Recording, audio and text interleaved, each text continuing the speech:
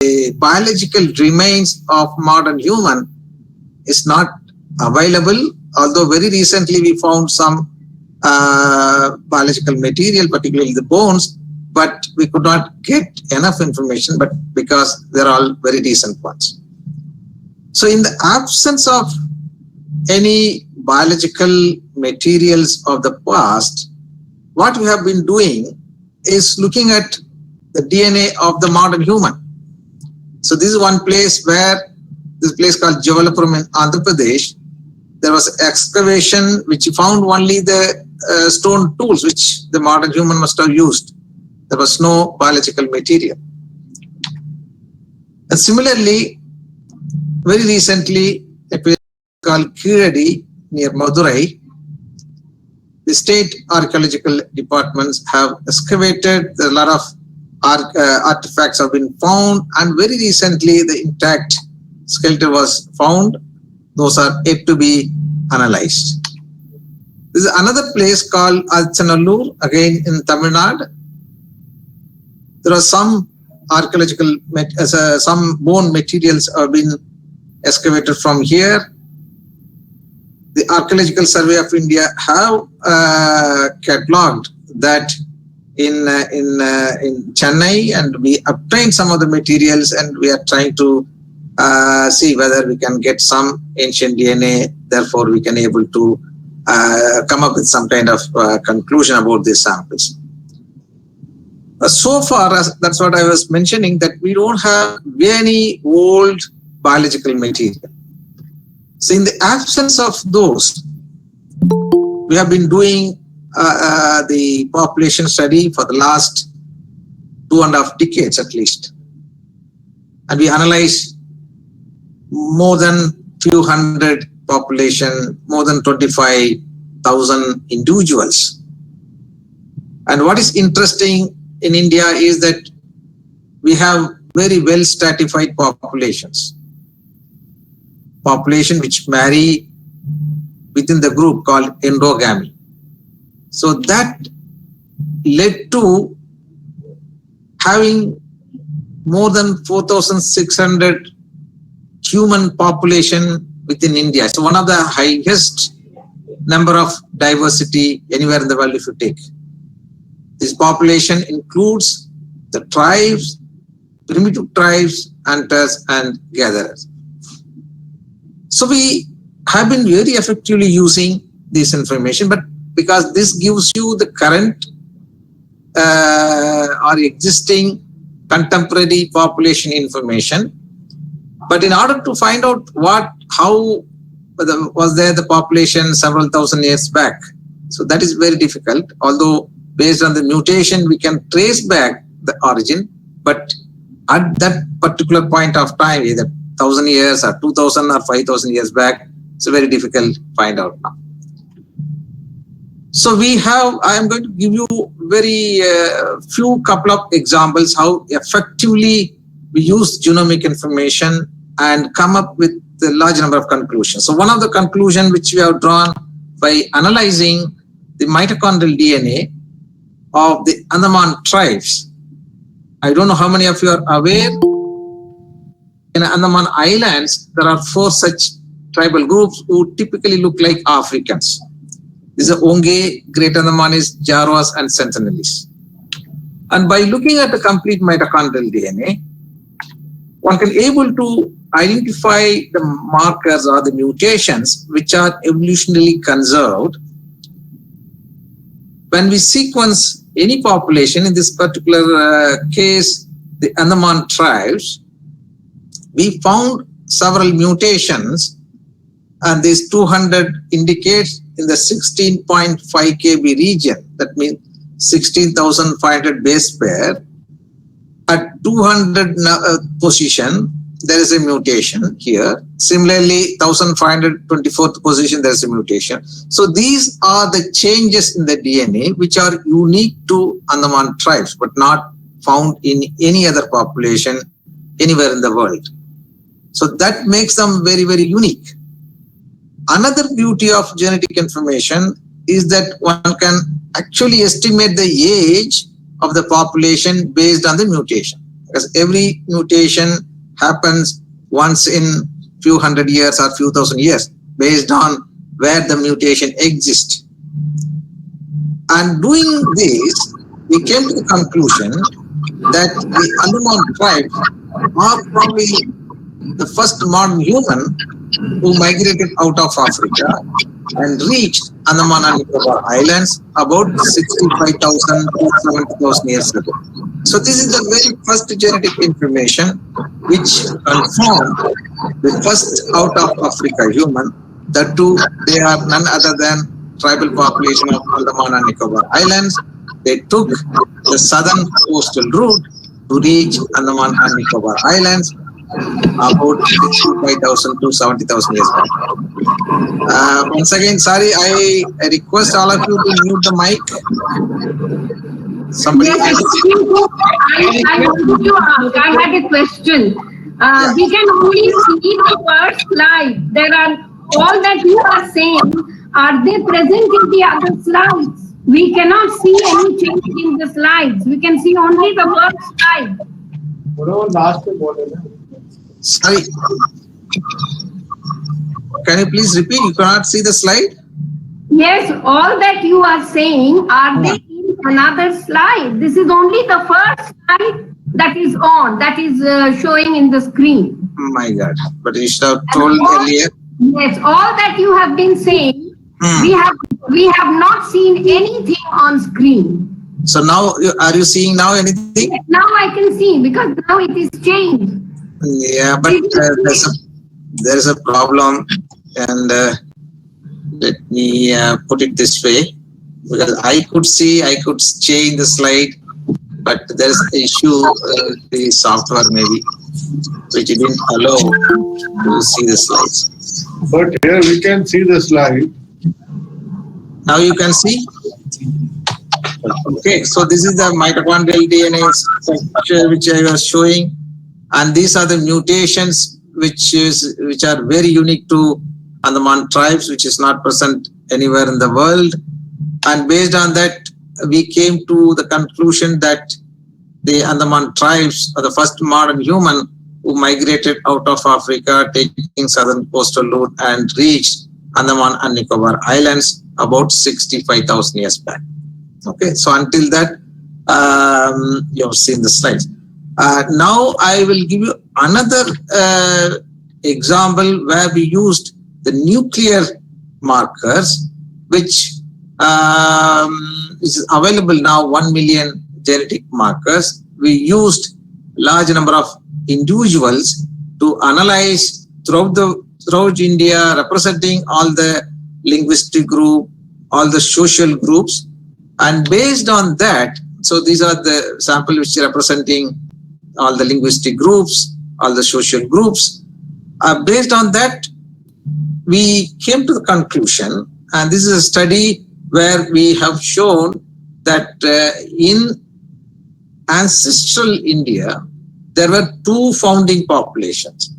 So those two, one, we call them as ancestral South Indians, who probably part of the early human migration from Africa, because this is the deep-rooted divergence.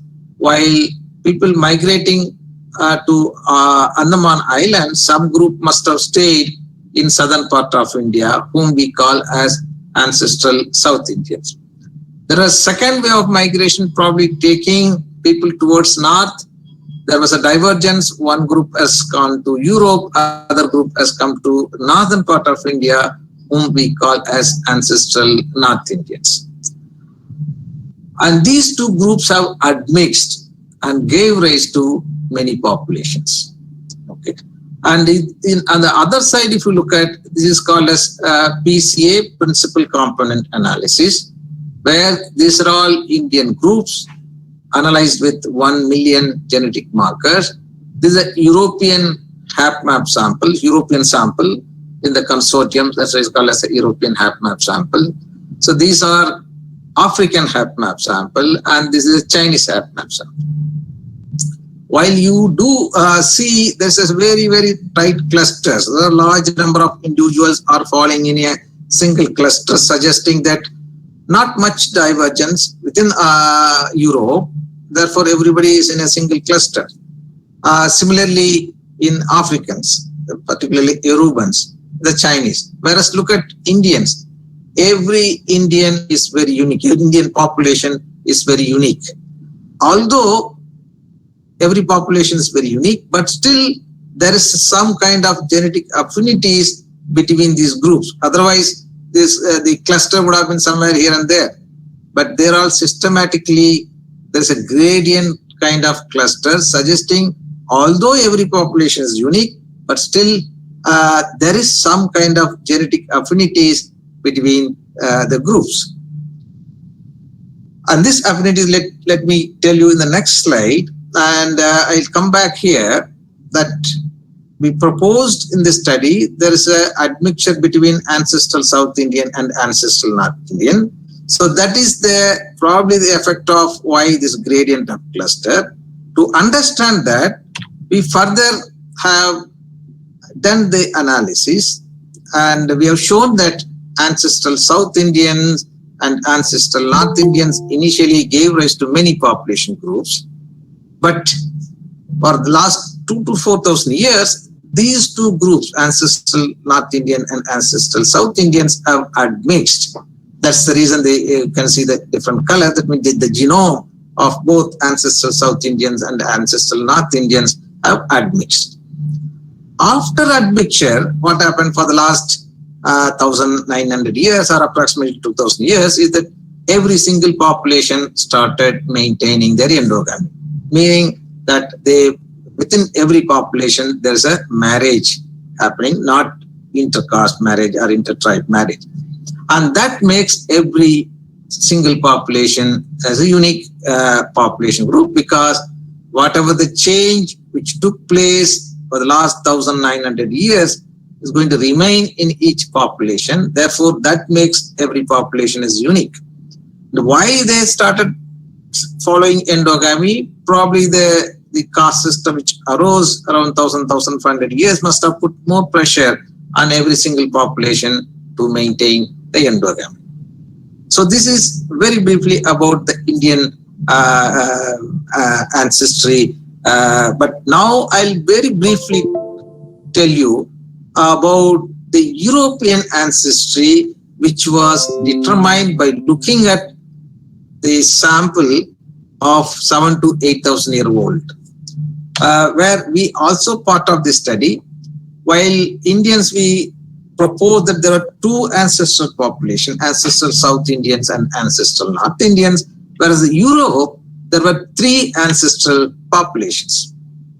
That was done by looking at the 8,000-year-old hunter-gatherers from Motala, 7,000-year-old farmers from Stuttgart, and 8,000-year-old hunter-gatherer from Luxembourg. So these are the three ancient materials which allowed to come to some kind of conclusion, which is not possible from India because mainly the climatic condition did not allow for the good preservation of some of these biological materials, whereas they have the advantage of having intact bones like this. So the three populations are, one is the indigenous hunter-gatherer, another one is Middle Eastern farmers. You all know that the farming took place at a place called Fertile Crescent in Middle East, and around Neolithic period, around 11 to 2,000 years back, and they have migrated to Europe around 7,500. Probably they are the one who carried agriculture into the Europe. The third one is North Eurasians and genetically connects there with European and Native Americans. So these are the three possible origin of the present day European populations. So what is interesting is one aspect which I wanted to highlight is by looking at the ancient DNA, what else you can do in addition to the tracing the origin. This was 7,000 and 8,000 year old bone sample. Then that would give what exactly happened there. Because one can also see how the the genome or DNA has changed since last 7,000 to 8,000 years, how it has been adapted, and what kind of disease those people have exposed. All those things can be addressed by looking at the ancient DNA. So in this case, what happened? We looked at the mutation which are specific to the skin color. You can ask question that when everybody originated from Africa, when you trace the root is Africa, why some of them are with the light skin color, some are still with the dark skin color. The lighter skin color emerged because of the necessity of vitamin D synthesis. In Europe, all the time or most of the time, it's cloudy, you don't see the sunlight at all. When people originate from Africa with the dark skin color, that means high amount of melanin content, which would have prevented even the very light which was there in Europe to synthesize the vitamin D. Therefore, this evolutionary pressure which made a mutation in one of the gene called SLC24A5 gene, which made the skin color into lighter. Okay, so it arose. When we looked at this data, it tells that early farmers had light skin color. So that means the farming started around 11 to 12,000 years during the Neolithic period, and the skin color mutation must have happened even much before. Right? Both hunter-gatherers and the early farmers had high copy number of amylase gene. Again, this is one of the features which we could see after agriculture when people started eating the starch-rich food, and there's a copy number has increased for effective digestion of the food material which they have taken. The third one is none of these three ancient human was yet to adapt to digest the milk sugar in the adulthood. You also know the animal were domesticated around 4,000 to 5,000 years back. And the lactate persistent gene had a mutation which helped in digesting the milk sugar that happened only after domesticating animal and started drinking the milk. Otherwise, the enzyme which digests the milk sugar would be active only during the childhood until we drink the milk. Beyond that, it will not. But because people started drinking the milk of cows, that happened around 4,000 to 5,000 years, then they must have acquired additional mutation which helped them in digesting the milk sugar. Now, if you look at the data, because you remember the data is 7,000 to 8,000 year old, but the domestication happened after that, 4,000 to 5,000 years back. But this clearly shows that, yes, indeed, it happened much later because they do not have the mutation which is widely distributed in Europe, Middle East, and other part of India, which is not there in the Europeans. So that's another advantage of looking at the ancient study. So now you come to another aspect. I'm going to give you a few examples. One is much broader in the sense that looking at the South and Central Asia.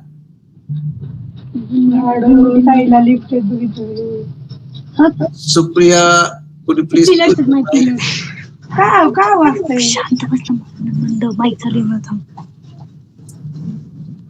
So this study tells about formation of South and Central Asia. Very briefly, I'll highlight because this is one of the largest ancient DNA studies. More than 500 individuals across this region. And what it tells is that again the samples are not very old. It gives a clue, and also it gives some kind of support to our earlier study where we have shown there was a second wave of migration where people migrated from Africa and somewhere in the Middle East, or in this case Central Asia, one group has gone to Europe, other group has gone to India. In fact, that reflects that, of course, this must be the recent migration where the people who have brought the Indo-European language to India and also to Europe. But of course, this is very, very recent, 1000 to 2000 BCE. It's not telling much about the origin of the real ancestral Indians. I will tell you now another success story where large number of people have been working to find out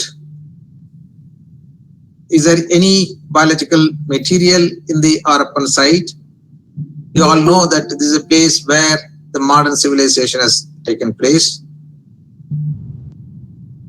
And here, particularly the Deccan College,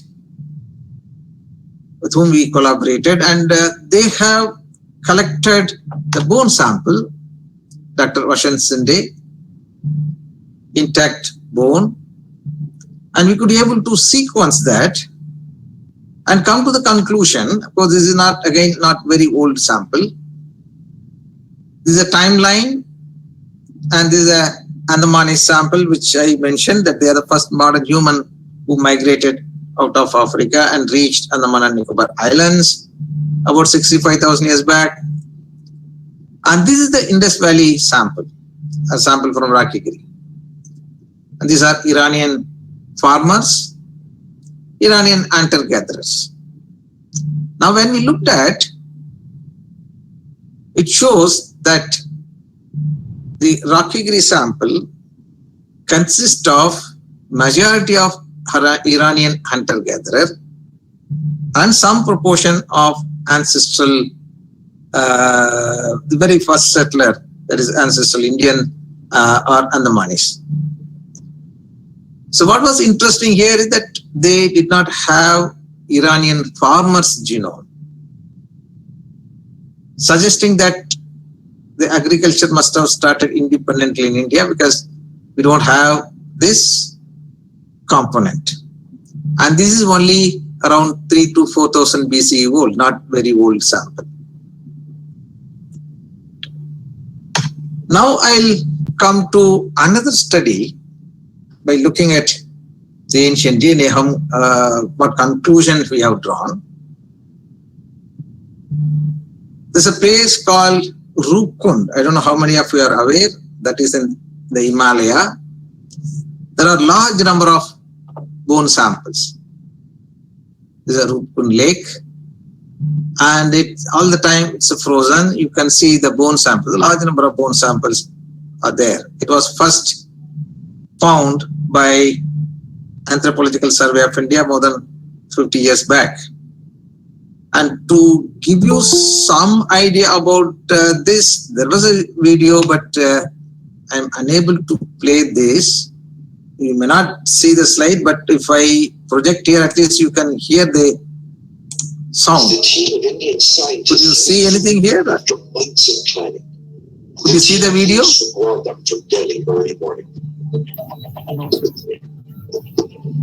Could you see the slide? Anyone of you can answer? The drive to Guangdong was told to be extremely tricky. Video is not visible.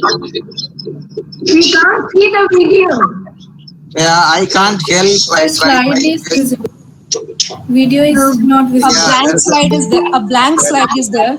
There is a link, but could you hear the voice? Yes, voice is there, but it is not understandable. But what to do? The link is like that, so I can't really help. Maybe at the end I can try. You can just do the, you can speak the spoken part of it. We'll try to comprehend it.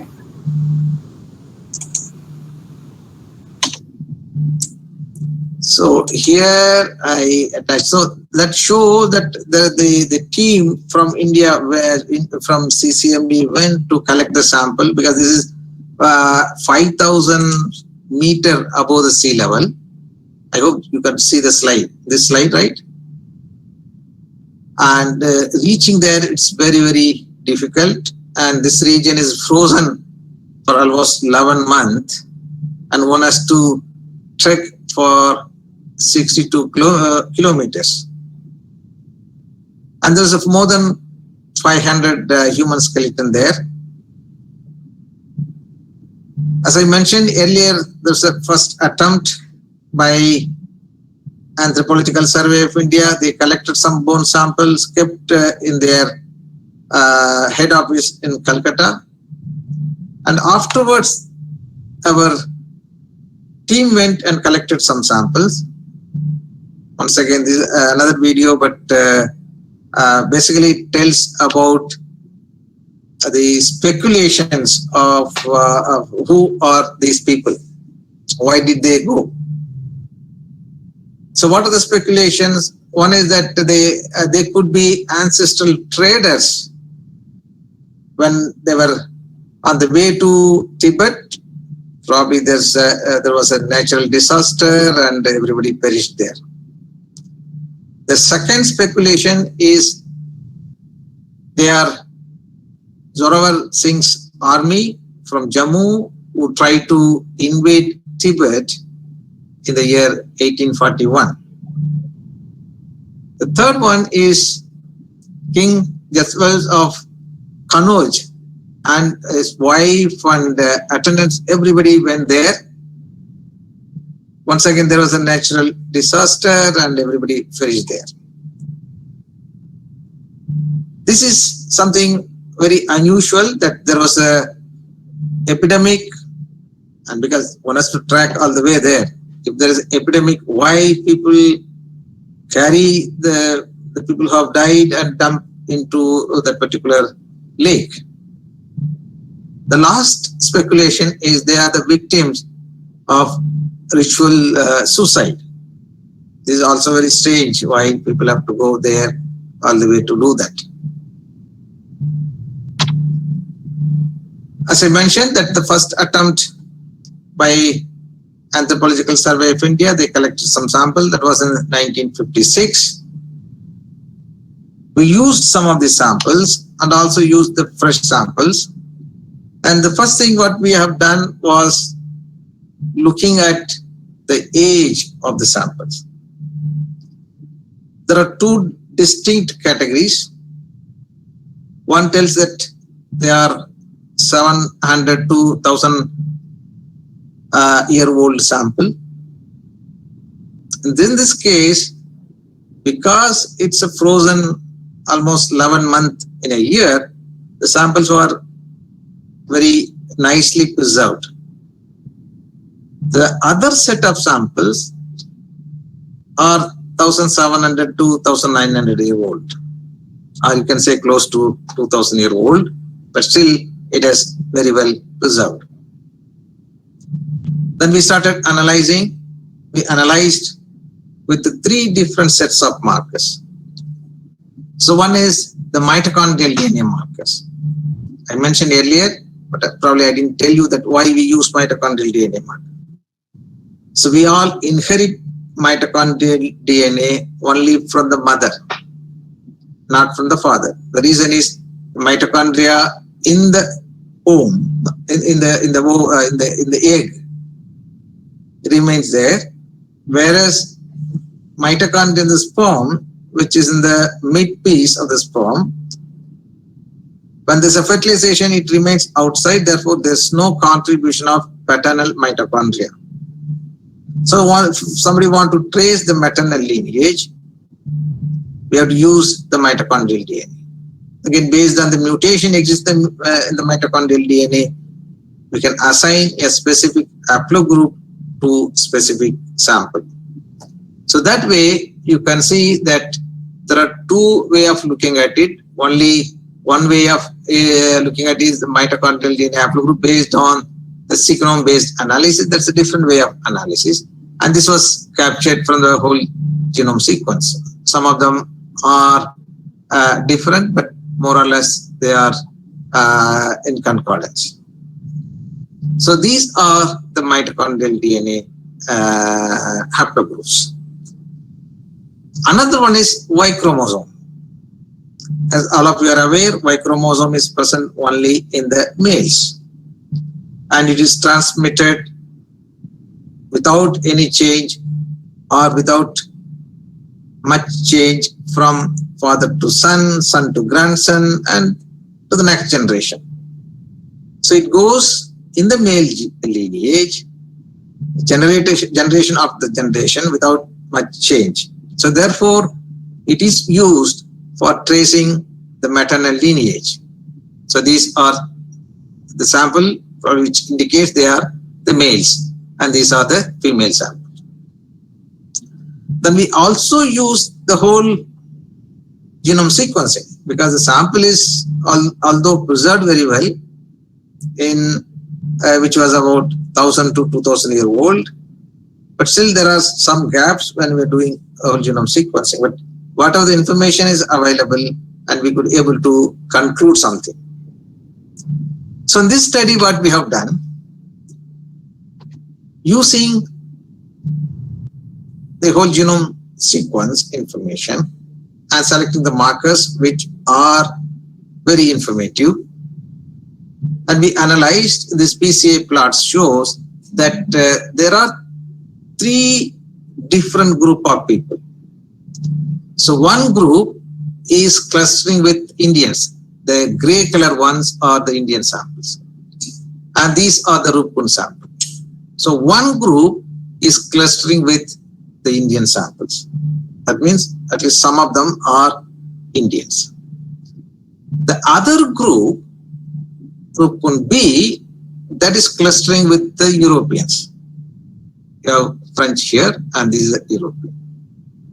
And the third one, only one sample, which is very close to Han Chinese, suggesting that this could be of Southeast Asian origin. So when we again use the large number of published information, wherever you could see the dot, so those are the place where we have sampled. In the sense, we use the sample which have come from these regions. This clearly shows that there are some Indian, there are some the Europeans. Using the same information or markers, we used different kind of analysis. This is called a structure analysis, where you could see the color indicates, that means based on the mutations, it puts different colors. If the color is unique, that means some of the mutations are unique only in that particular population. For example, Han Chinese, they have very, very unique color. Whereas you see Malays, which has more predominantly of this color and slightly this color. That means they have a combination of more of Southeast Asian and very small of South Asian. Malay, maybe some of them might have migrated from India. Again, Vietnamese. And you could see these are Gujaratis, and you have Brahmin, Tiwari, and so on. Now you look at the Rupkund A, which we have seen here, they are clustering with Indian. And even here you can see they are as similar as the Indian populations. Rupkund B, you can see these are Greek, Anatolia, and you can see that it's almost same as the Greek. The third sample, which is there here, Rupkund C, that is similar to Southeast Asia. So what it tells is that there are 3 distinct groups. One is Indians, other one is Mediterranean migrants, third one is Southeast Asian population. But we are not sure why they have to migrate there. So no answer. But if you analyze more number of samples, we may find more of Southeast Asian sample also. So it gives a clue that there's a diverse kind of people, and none of the speculation actually falls here. So this event also is not a one-time event. There initially we have seen two different events. One is around 800 to 1000 year old, other one is 1800 to 2000 year old. If you analyze more, there could be different time point also. So that's one of the interesting aspect. So now I'll come to the one which is very recently in the news about tracing the origin of Queen Ketevan. Again, there's a video. Unfortunately, I'm not able to play that. That will give you very good information. Sir, can you just share the link of the videos in chat box so that we can run at our end and watch it later? I can send that. Actually, the link is there. I can send if somebody WhatsApp. I can definitely share. Please share the link of the video. We'll run it at our own end, and I will try to. We are information hungry people. Sure, I can share that if somebody send me a message with their mobile number, which with WhatsApp, I can send that. Sir, what's your number? Is it there in the mail? I'll tell you 9908. Sir, just a minute. 9908 9908 2138 2138 22.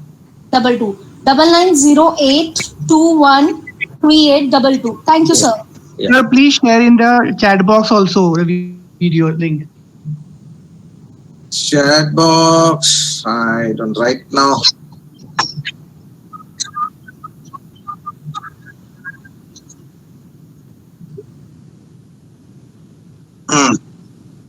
Okay. Thank you, sir. I'll send it. Yeah, then you can do that. And Okay. Now, yeah, somebody sent. Hello. I'll send you later. So now I'll give you some of the background because these are the information was there in the video, but I'll tell you that. In 1613, the Emperor of Persia, Shah Abbas I, conquered Georgia. From 1614 to 1624, the Queen remained in Shiraz, as in Persia, as a prisoner. She was forced, tortured, and finally strangled to death on 22nd September 1624. In 1627, part of her remains, particularly right arm and palm, was brought to Goa by Augustinian friars and kept in the black box at St. Augustinian Church. She was considered as a Catholic patriarch of Georgia, and 26 September has been declared as Commemoration Day of Georgia. In 1958, Portuguese researcher Silveira worked on manuscript of Augustinian friars, which described the locations of tombstone in Portuguese language. In 1986, St. Augustinian Convent in Goa has been announced as World Heritage Site by UNESCO. Since 1989, various delegations from Georgia have worked together with Archaeological Survey of India to locate Ketevan's remains in the Augustinian convent, but failed. In May 2004, following Silveira's description, researchers from Portuguese and Archaeological Survey of India identified 3 bones. So there I have the image. So this is a Goa church, and so this is the entrance, and if you see this is the actual bone, which was later excavated based on the information provided in the manuscript. The building complex was almost, as you see here, they could not able to trace, but finally they could able to take out this bone. and part of that bone has been sent to us for the analysis. And Dr. Nizamuddin Tahar, he was the one was very actively involved in this. So he brought the sample from Archaeological Survey of India, Goa, and we started working on that. There were 3 bones we named as QKT 1, 2, and 3. And these are the descriptions and location of the bones. It's a 10 to 12 feet away from the second window of Chapter Chapel. And QKT2 near the coping stone of second window, and QKT3 outside the second window at lower level. And these are the size of the bones.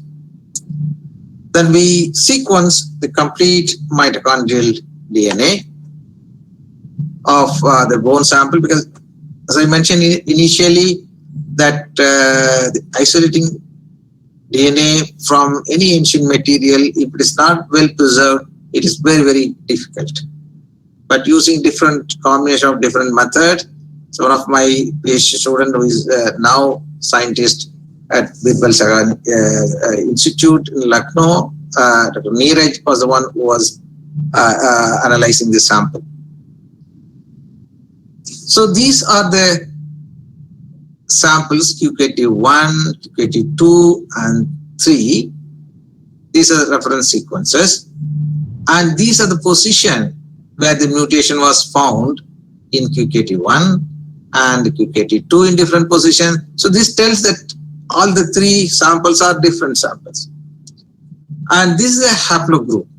Haplogroup is putting all the mutation together, which makes one particular group. So every individual's mitochondrial DNA can be grouped like that. And this particular haplogroup is very, very rare in India. U1B. M is the one which is very common in India. And when we try to see whether this is present in our database. See, earlier we have sequenced at that point of time 22,000 individuals mitochondrial DNA, and they're all, you can see that distributed all over India. But none of them have shown such haplogroup, suggesting that this is very unique haplogroup which is not present in any of the Indian population, at least the 22,000 individuals which whose DNA has been analyzed. So that's one clear-cut evidence that it's not Indian. The second evidence, we also try to look at whether the sample belongs to male or female. So these are the STR marker, short tandem repeats. And these are used for forensic analysis because these are very, very short repeats which repeats randomly. And it gives very unique profile to every individual. Even in your family, father, mother, son or daughter, each one will be very distinct. That's why it's used for forensic analysis. So this also has the marker from X and Y chromosome. This is a marker from the X chromosome and this is a marker from the Y chromosome. This tells that these 2 samples are female and this is a male sample. Right? And the same thing we converted here. And the red ones are the markers common in all of them. This is a 100 base pair marker. This is used as a reference for calculating the molecular weight of these samples, these alleles. This is 139 base pair, 150 and 160 constant in all of them because that's we add that. Now you look at here, it shows only one peak. That's from the X chromosome, gene called amelogenin. And this is absent here, suggesting that this sample belongs to the female. So this is the second evidence. The first evidence is the unique haplogroup is not present in anywhere in India, and this is the female sample. Now we thought of looking at some of the close relatives of Queen Ketevan, we asked the Archaeological Survey of India to contact Georgian people to see if there is any close relative of the Ketevan, Queen Ketevan. They said no, there's no close relative, but then we asked at least get some sample from Georgia so that we can compare. So they got 30 samples. There's a dean of church of Saint Ketevan at Tbilisi in Georgia. They got 30 samples. And what is interesting here is 2 out of 30. So these two, the GEO2 and GEO6, you can see the mutations are identical. And this is perfectly matching with the sequence of Queen Ketevan. So this is the third evidence. Now we made a network analysis by putting all the information together. The mitochondrial sequence of QKT1, 2 and 3. Then we used some of the samples from Near East, Europe. The color indicates, you can compare that with the color. South Asia, Caucasians, East Asians, and the researcher ourselves who has done the work. These are the two. They are Indians. As I mentioned, that M haplogroup is very predominant in India. The QKT1, this color, you can see the pink color, which is present here with haplogroup U1B, right? And if you look at who are their close relative in terms of the mitochondrial sequence, see the Europeans are here, the green ones are Caucasians and Near East, right? Only these are there here. On the other hand, what you see, the South Asians are here, this kind of dark green or gray color. Then you have one East Asians, and there are some Europeans, and this mostly they're all Indians. And you can see the QKT2 is clustering here with Indians, and the QKT3 also on the other side. So only the QKT as one is on this side, suggesting that this is they are nothing but the European or the Middle Eastern close affinities. So this is again confirming that this is different kind of analysis, confirms that this could be, because we cannot say precisely. If we have some close relative, then we can precisely say, but this is can be said that could be of Queen Ketevan because of the 3 reasons which I mentioned earlier. Again, I am summarizing that aspect, that because the presence of unique haplogroup U1B in QKT1 and its complete absence in 22,000 individual whom we have mitochondrial DNA sequence available. That's one evidence. And absence of Y-specific amylogenin suggesting that this is a female sample. And when you look at the Georgian queen, Georgian people, 30 samples, 2 out of 30 are sharing with the QKT1. All this suggests that probably this is of Queen Ketevan bone. And this, in fact, we did in 2013 and 14. We published in 14. And based on this, you all must have read in the news that our External Affairs Minister, Sri Jaishankar, handing over that relic, the bone sample. Maybe part of it is kept here and part has been handed over to his counterpart, David Zalkalsani. Okay. Also, the Vice Prime Minister Georgia is present here. So this is one of the historical where the scientific evidence play a crucial role in identifying and further executing and handing over the sample to the Georgian minister. So I think that's all I have to say you very briefly. And I must thank those who are, there are many people who are involved, but I just put the people who are primarily involved in this. Neeraj, my student I mentioned earlier, Dr. Lalji Singh was always been a good support for all our work. David Reach, my good collaborators from Harvard Medical School, Nizamuddin Zahar, whom I mentioned earlier, that he was the one who brought the samples to CCMB. And of course, a lot of funding support has come from CSR, DBT, and DST. So with that, I conclude my talk, and I'll be happy to answer any questions. Sir, Thank you very much. shall I ask you a question? Yeah. So a few years back, there was a news in Times of India that one Indian in every 1,000 has the DNA of Genghis Khan. Is it true, or it was just a gimmick? No, not in every 1,000. So you'd see that in a small region, not in every individual. North Indian sample, it was there in Yes. Times of India, if I can recall the news properly. Do you have any information on this part? No, we have information, but not in that high frequency. If you see very, very focused area where that's because it's a historical association is well known. So only that.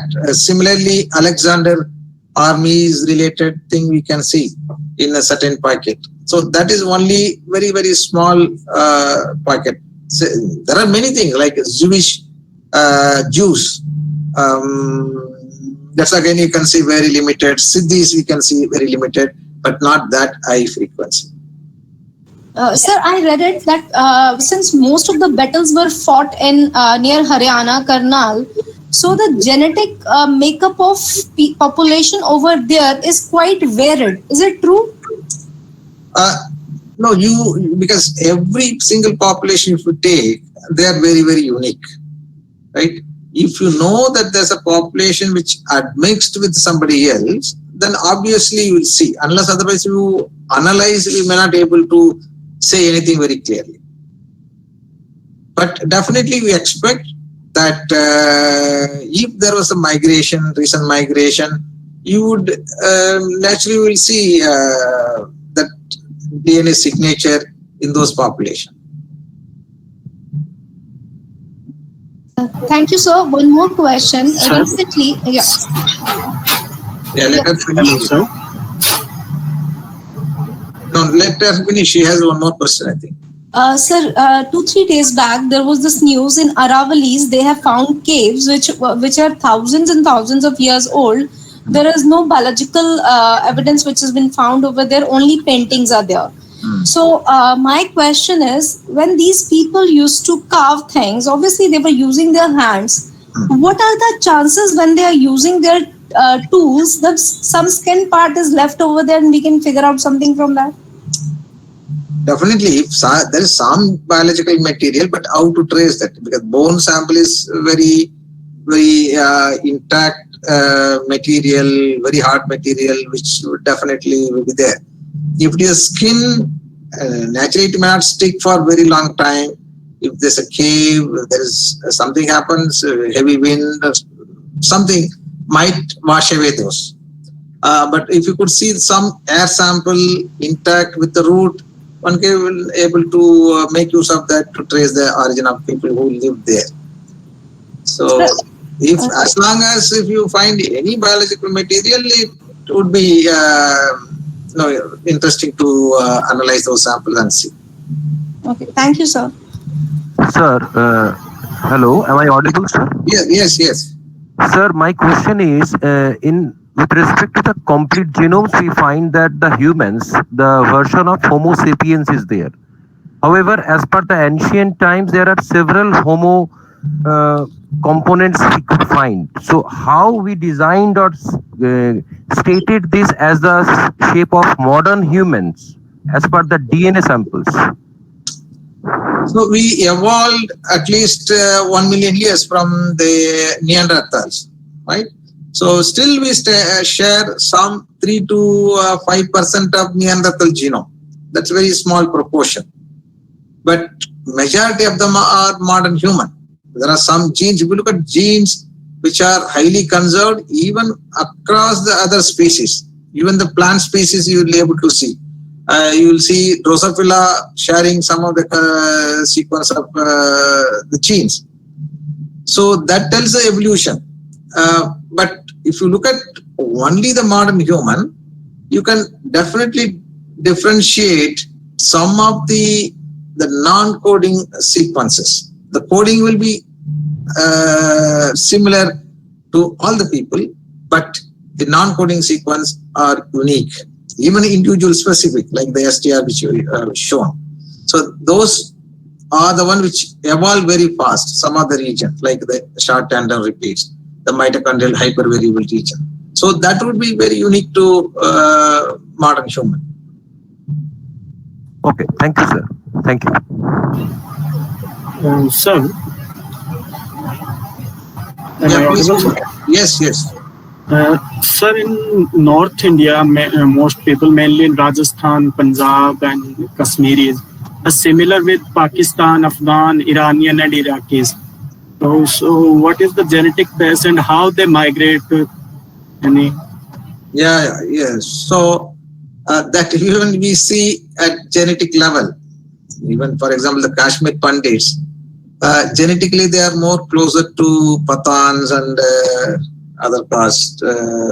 Yes, sir, Baloch and Pashtuns. Right. So that was very recent migration. Until very recently, there was no boundary. Right? People started migrating from both the sides. So that naturally you see. But if you come towards south, then you see, because they are in isolation very long time, you could see very distinct different. But still you can able to make out even the closely relative, like for example, few generations back or few hundred years back, they differentiated. But now you can use the marker which I was mentioning, the hypervariable region or the short tandem repeat, which evolve very fast. So that would differentiate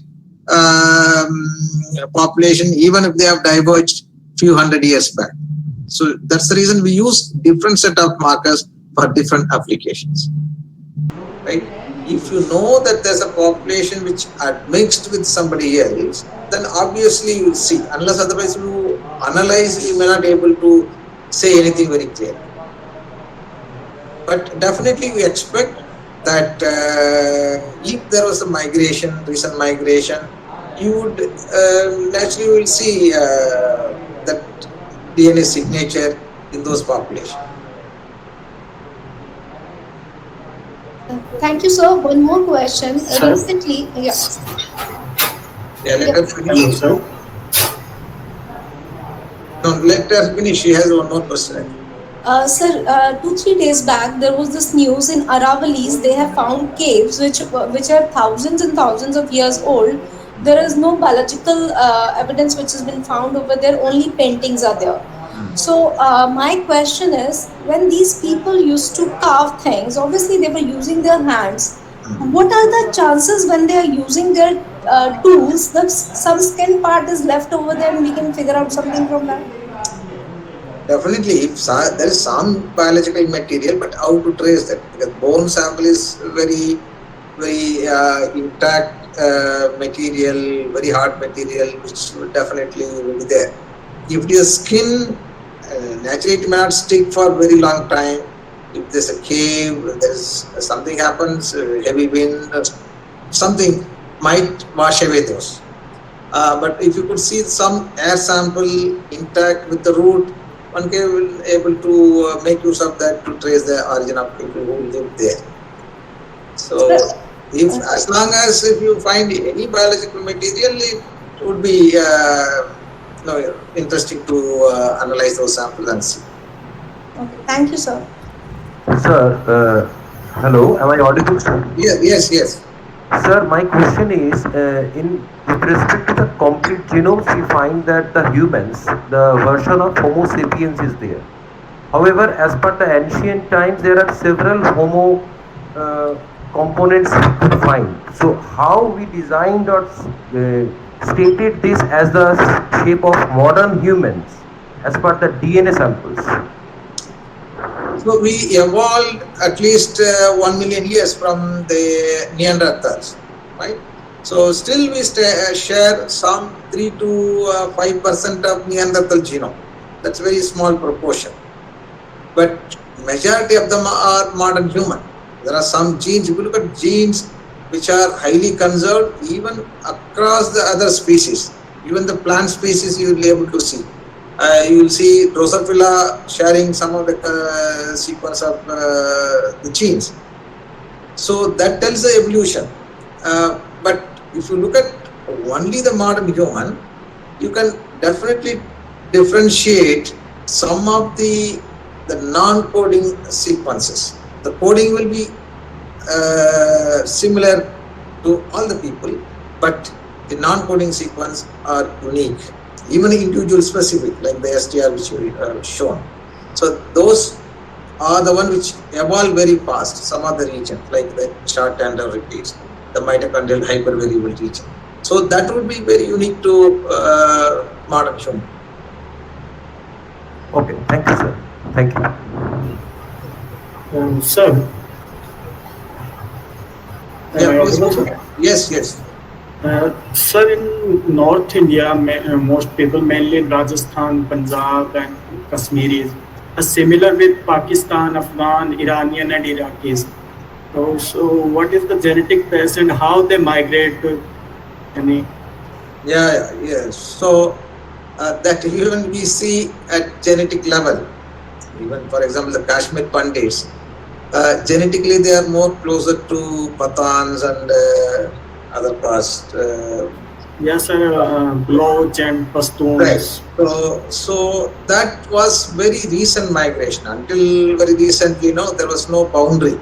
Right? People started migrating from both the sides. So that naturally you see. But if you come towards south, then you see, because they are in isolation very long time, you could see very distinct different.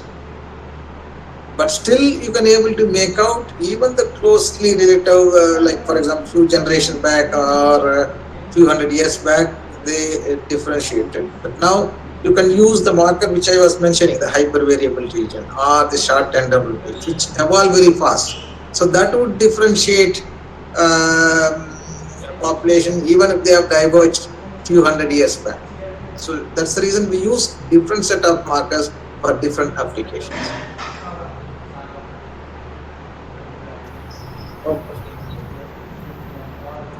Hello, sir. Yes. Actually, I have two questions.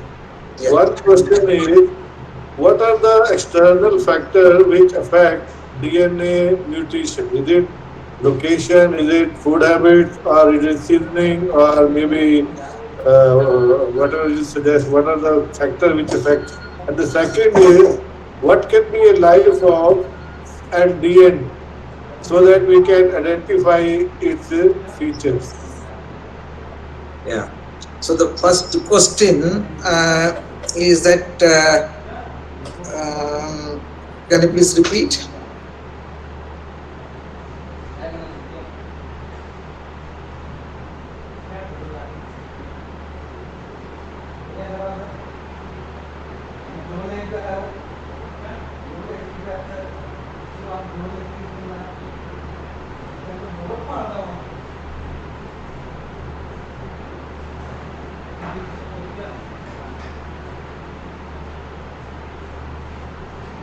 Second set of mutations are the one which is introduced in the genome, particularly the genes, for a specific function, for adapting to that particular environment.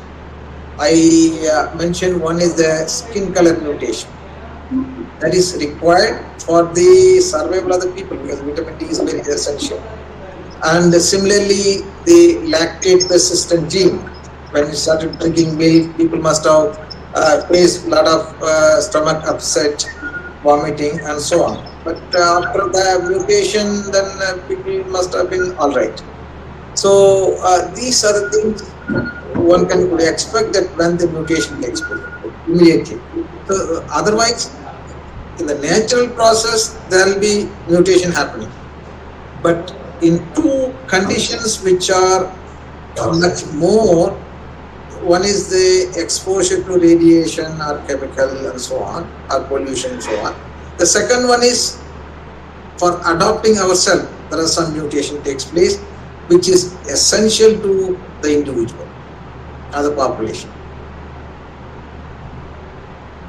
This is the first question. The second question, can you please repeat the second question? Second question was the life of the DNA, where it can retain its properties or its features. Yeah, the DNA is a molecule which is much better than any other molecule. For example, RNA will degrade, even just keep it out for some time. Similarly, the protein and many other molecules are not that stable, whereas DNA is very stable, and only time when it changes is that when you heat, because it's a double strand, DNA is double strand. When you heat it, it becomes single strand, open up. But when you slowly cool down, then it will become again double strand. But when it exposed to different environment, very hot, humid, and the thing, and it breaks into pieces. Okay? But if you preserve that in a good condition, in a sub-0 degree, -20 or -80, it remains there once you isolate and keep it. Or even the biological materials which are in a very cold conditions, like there was successful isolation of DNA from 7,000 and 8,000-year-old sample from Europe. So it can be there. People even isolated DNA from several tens of thousands of year old sample, all depending upon how it is preserved. Is it okay? Thank you very much, sir. So, building on the last question, which sir asked you, since you said that it's a mutation which happens because of exposure to radiation. We all know Hiroshima, Nagasaki. So, as a scientist, what is your prediction in the coming years, in the years to come? What kind of mutations we can see in population which existed in 1945, or kids who have taken birth, depending on their mitochondria DNA or other DNA? What are the predictions you can make? Because it is too early to comment at not even 100 years have passed to that event. No, there you would see there are two kind of mutation. One is the somatic mutation, which is there in any body cell, which would be restricted to only that individual. Second one is germ cell mutation. That would be in the germ cell, like egg and sperm, which would be transmitted to the next generation. Right? So if there is somatic mutation which is happened due to exposure of any different adverse environment in the somatic cell, it's not going to pass on to the next generation. Only if the mutation introduced in the germ cells is going to pass it on to the next generation. Again, the mutation you can classify in many ways. So some mutations are lethal, right? Where even after fertilization, the fetus may not survive, right? And in the sperm, there are millions of sperm.